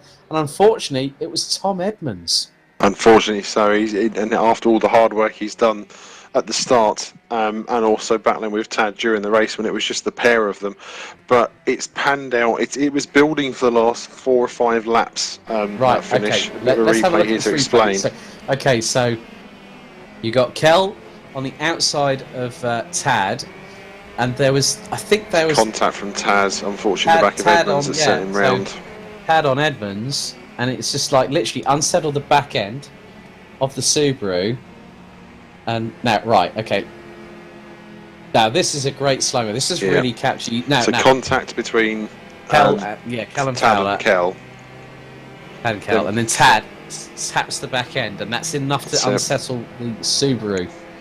And then it's also held up the fall of the BMW, because that's where Chris Butcher has then managed to come round the outside of them. Kell on the outside on the grass, Tad trying to control it in the middle, McGlade coming through, and then Butcher's managed to get the best of it and come across to take the win. I think, as Tom Coronel would always say, Mamma Mia. That was impressive. That was a Mamma Mia moment, and I'm sure that Chris Butcher is thanking his lucky stars that he is the 3rd respective winner this evening. But Chris Butcher takes an exciting grandstand finale victory here for the 3rd and final race here at Oulton Park for the 5th round of the 2020 VMO TCUK Championship. Chris Butcher wins ahead of Lewis McGlade, with Dan Kell making it in the Sancho Simsport 2-3. Max Tad in 4th ahead of Ben Willis from Drake Racing, Sam Fowler in 6th, Matt Richards in 7th, Kieran Shanks, Mike Bell, and the recovering Tom Edmonds rounding out the top 10. And then it was FMP's Costas Avram in 11th, Scott Sovic in 12th ahead of Aidan Millward, Jack Nichols in 14th ahead of E-Team Brits Max Spooner. So I think by my reckoning that is another point on the board for E-Team Brit this season. And funnily enough, it had to be their team manager. Sean King in 16th, Chris Wilson in 17th ahead of Daniel Hyde, Phil Morby. Sandro Ballesteros would end up a lap down off of the leaders, as would Bradley Brocky. So a trio of finishers for E-Team Brit with Scott Mitchell, Ben Brown, Daniel Slattery, and Toby Davis DNFing on that. But hopefully we should be able, I'm hoping that we will be able to, in a short time, if we can, to speak to our top 3 very, very shortly, depending if they are with us. But Phil, your thoughts after what was a really intense race 3 here at Oulton Park? It's just been fantastic. It's proper close racing. A lot of people, as I was expecting, making drives forward, especially the Ford freight train. I'm stealing that now and copywriting that for over the summer. But yeah, the 3-4 focuses, working as a team, and I think it's the best I've seen out there, the three of them working together, making their way forwards from the poor grid positions that they ended up from their Conch Champion race 2. But they made it work. Whether there was tactical passing or not, I can't say. But the overtaking that took place, and then being able to allow the cars to come forward, and you could see it building. Like I was saying, the last 4 or 5 laps, the cars were closing up. You had the first 6 or 7 cars staying together, trying to get through together, and closing up at places like the hairpin, and also coming through Druids at the end of the lap. So you could see something was going to build towards the end of the race, and we were just treated to a 5-car finish that unfortunately ended the way it did. I feel really bad for Tom Edmonds having been spun out, but Chris Butcher breaks the rear-wheel drive winning streak as far as today's races are. Well, now that we've got him with us, congratulations, Chris Butcher. That was a hell of a few last laps there here at Oulton for race 3, wouldn't you admit? Yeah, that is probably the most insane finish to a race I've had in my career. I would probably say. But I mean, you just kept it really, really calm and composed all the way through. You know, seeing Tom and Max battle away like tooth and nail, and I know that you know it's not been easy for you guys at Smart Power Racing. You know, the rear wheel drives have secured 2 victories this evening, but you've managed to break that with the Vauxhall Astra.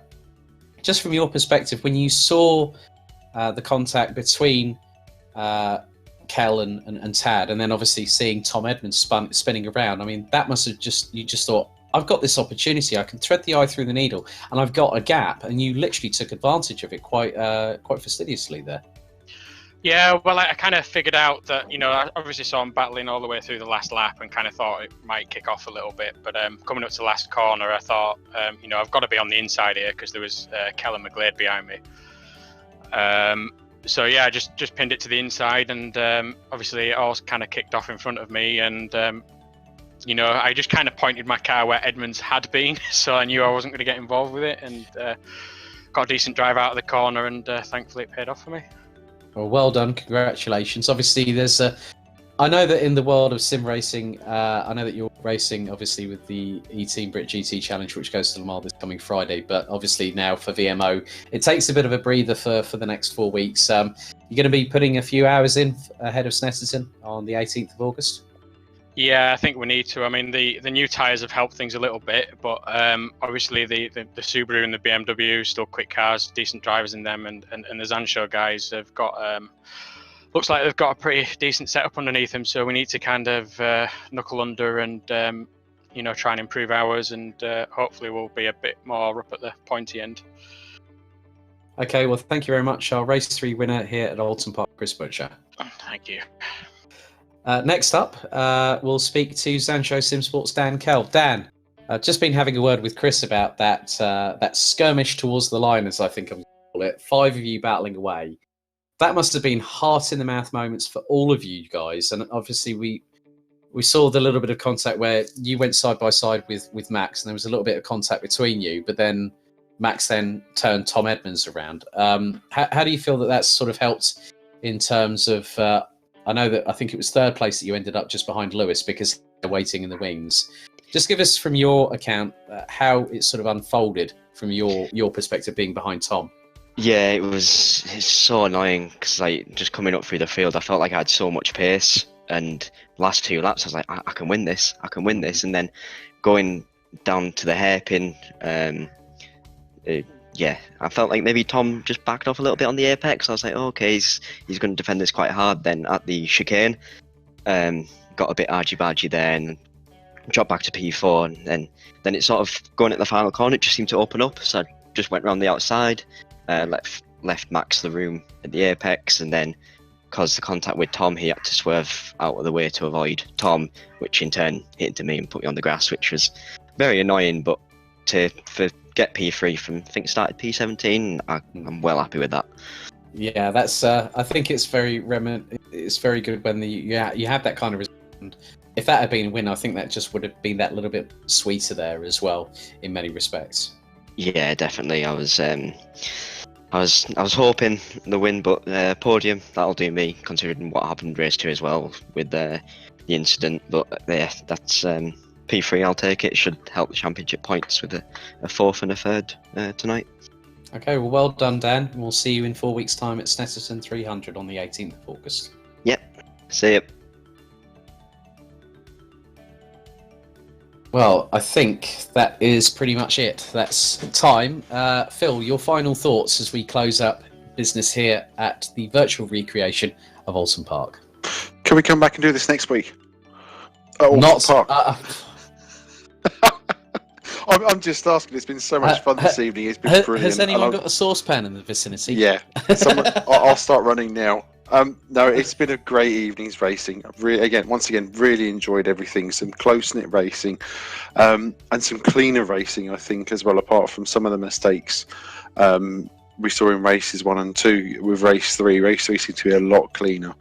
In regards to passing and cars moving forward. It's been brilliant, absolutely wonderful, just what you expect from touring car racing. It's been another perfect example of what I love seeing and why I love watching this.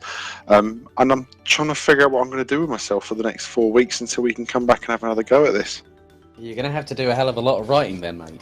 Yeah, I think I am. I'm going to have to wait for the other real life series I follow to try and replicate some of this. And they've got some pretty high bars to match, so I'll be warning the promoters and commentators of those series. But no, it's been wonderful so far, and I really am looking forward to seeing how teams and drivers use the 4 weeks away, what they can improve, what they can change, and how they come back for after the summer break at Snetterton on the 300 circuit. That's going to be another cracking race.